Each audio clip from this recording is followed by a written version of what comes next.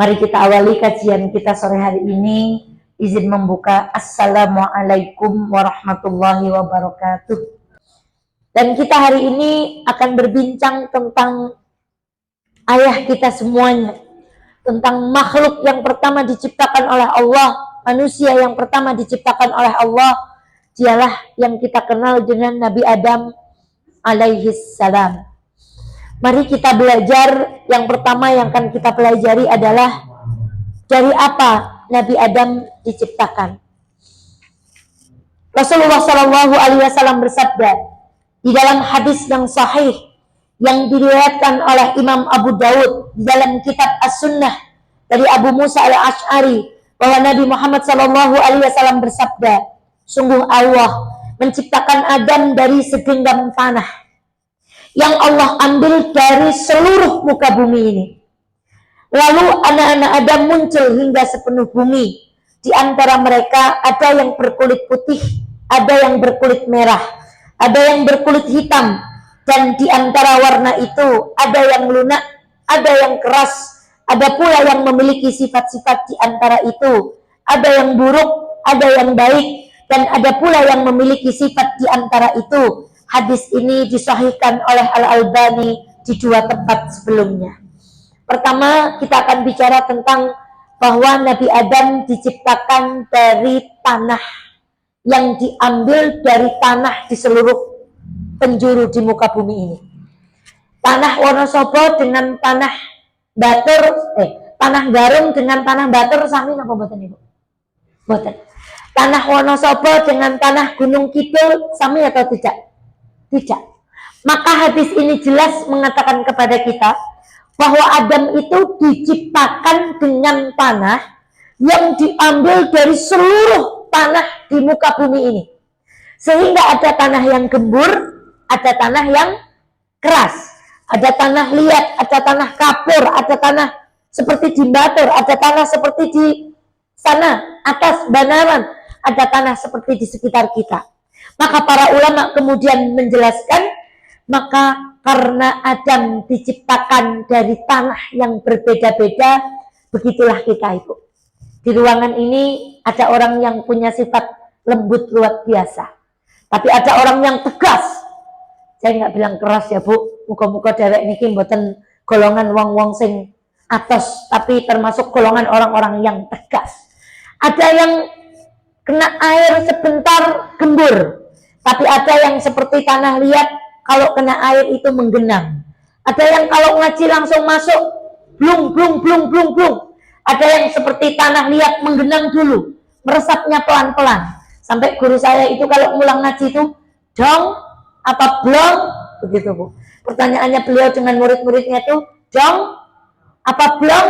Gitu. Karena ada yang dapat ilmu langsung diserap, ada yang pelan-pelan. Yang mudah, bermacam-macam. Begitulah sunnatullah. Mengapa? Karena Adam memang diciptakan dari tanah di seluruh permukaan di muka bumi ini. Dan apa yang diciptakan oleh Allah yang pertama disebutkan di dalam hadis, yang diciptakan pertama adalah tulang ekor. Disebut dengan ajbud dzunub. Saya ingat setiap ada kecelakaan pesawat itu selalu yang dicari adalah satu kotak yang bernama black box. Karena di black box itulah terekam percakapan, perjalanan, telepon, sinyal-sinyal, semua terekam. Wallahu ta'ala a'lam. Kata hadisnya sahih, semua anggota anak Adam tubuhnya akan dimakan oleh tanah, kecuali satu tulang yang namanya tulang ekor. Wallahu ta'ala a'lam. Pernah saya membaca artikel ketika orang India itu, orang Hindu berarti nggih, membakar jenazah itu nanti semuanya jadi abu, tapi ada bagian yang tidak terbakar. Itulah bagian yang disebut dengan tulang ekor atau tulang sulbi.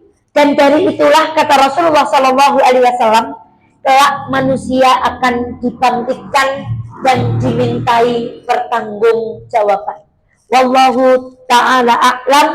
Orang yang beriman tidak akan takon gerepaya ngemben dewek pan dibangkitna sekang tulang ekor. Karena orang beriman kalau ada berita dari Allah dan Nabi-Nya, dia letakkan di hatinya, bukan di mana? Bukan di pikirannya. Kemudian kita lanjutkan. Setelah itu Nabi Adam dibentuk seperti tanah yang awal-awalnya lengket. Dulu kecil saya ketika SD itu dibuat bikin asbak kan luru lemah lempung cara wong Kaliwiro. Kemudian dijar dengan air, pertamanya lemah dibentuk lembek, terus nanti lama-lama kalau sudah dibentuk tanah itu menjadi keras. Sama. Allah kemudian membentuk Adam, kita tahu Adam tingginya berapa, Bu? 60 hasta. Satu hasta itu seberapa, Bu? Satu hasta itu satu lengan begini. Jadi Nabi Adam ini tingginya 60 lengan. Berarti sakwit kerambil punjul. Jangan dibayangkan. Yang mengkamar mandi pergi ya. Aleng tipis pergi ya. Itu orang yang gak beriman. Kalau kita orang yang beriman sudah Allah menciptakan. Wong Allah bisa bikin gunung yang tinggi kayak Gunung Sindoro. Kenapa Allah tidak bisa menciptakan makhluk setinggi Nabi?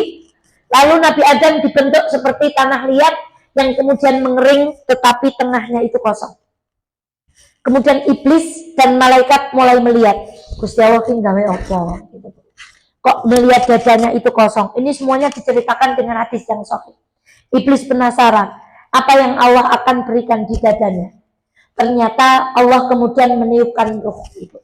Nah, ada satu riwayat yang mengatakan bahwa roh pertama masuk itu kepada Nabi Adam masuk lewat penglihatan dan penciuman. Wallahu ta'ala a'lam.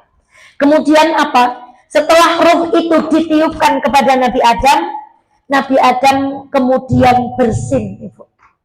Wahim. Kita kalau wahim beriman, Ibu? Lalu membaca apa? Alhamdulillah. Dijawab apa? Jadi makhluk yang pertama mengucapkan bersin, haji, alhamdulillah adalah Nabi Adam. Dan yang menjawab yarhamukallah adalah berarti menjawab mendoakan siapa? Nabi Adam alaihissalam.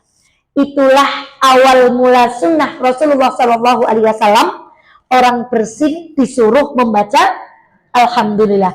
Yang mendengar disuruh membaca, yang bersin lagi disuruh membalikkan yahdikumullah. Siapa yang berhak mendapatkan yarhamukumullahnya kita? Orang yang bersin membaca alhamdulillah. Yang tidak, kita tidak perlu menjawab.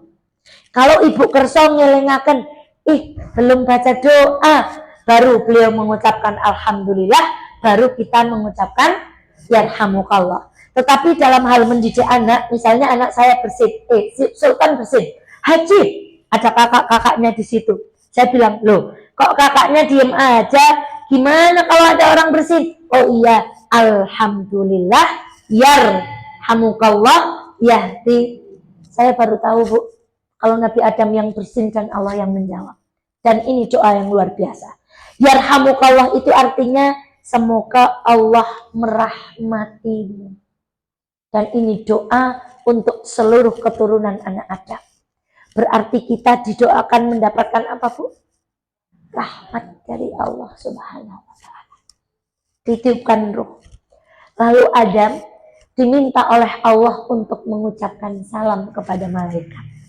Lalu Adam mengucapkan Assalamualaikum warahmatullahi wabarakatuh. Lalu para malaikat menjawab Waalaikumsalam warahmatullahi wabarakatuh. Lalu Rasulullah SAW bersabda, itulah salam penghormatanmu, kata Allah kepada Nabi Adam, dan salam penghormatan keturunanmu. Jadi siapa yang mengucapkan salam? Nabi Adam. Kepada siapa? Lalu malaikat menjawab apa? Masya Allah. Bu, saya kemarin membaca hadis. Saya sampaikan dengan Mbak Siti ngaji di Jelkom sana. Min asyratis sa'ah. Di antara tanda hari kiamat. Ada orang masuk musola, sholat, tetapi dia acuh terhadap saudara yang ditemuinya.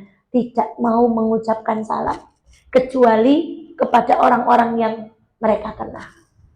Masya Allah. Padahal Abdullah bin Umar itu sering pergi ke pasar. Gak mau beli.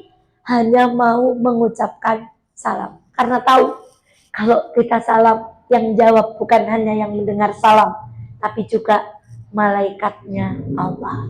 Kita akhiri sampai sini. Masya Allah. Semoga ini menjadi ilmu yang luar biasa.